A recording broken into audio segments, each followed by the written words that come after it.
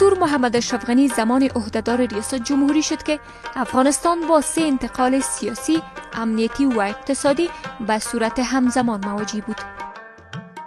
در عین حال فقر و بیکاری گسترده، ناامنی فزاینده و فساد اداری عمیق مشهود بود.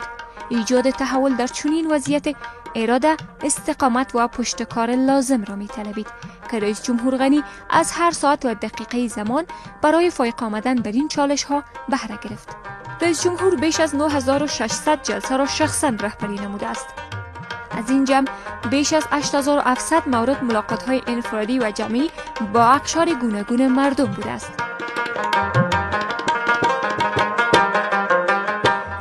در این جلسات با بیش از 301,000 تن ملاقات صورت گرفته، یعنی روزانه به شکل اوسط 211 تن. جلسات تدویر یافته روی مسائل حکومتداری و قضایی، امنیتی و دفاعی، روابط بین المللی و سفرهای خارجی، اداری، اقتصادی و زیربنا و اجتماعی بوده است.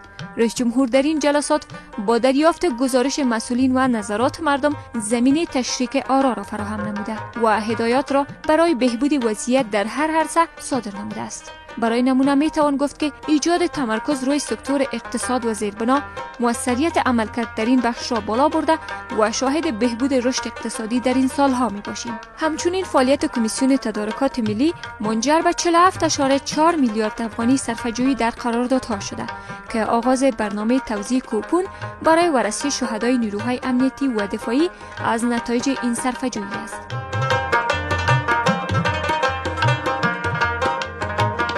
رئیس جمهور غنی بخش عمده دیگری از وقت خویش را صرف دریافت وضعیت امنیتی، اقتصادی و اجتماعی ولایات نموده و در این مدت 70 سفر ولایتی انجام داده است.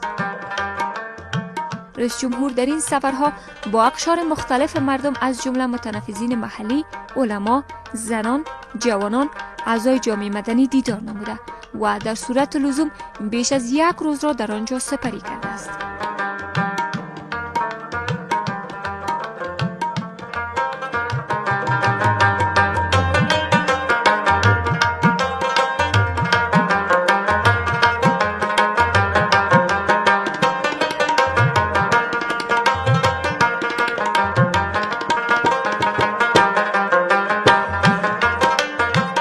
بازدید از قول اردوها و بررسی و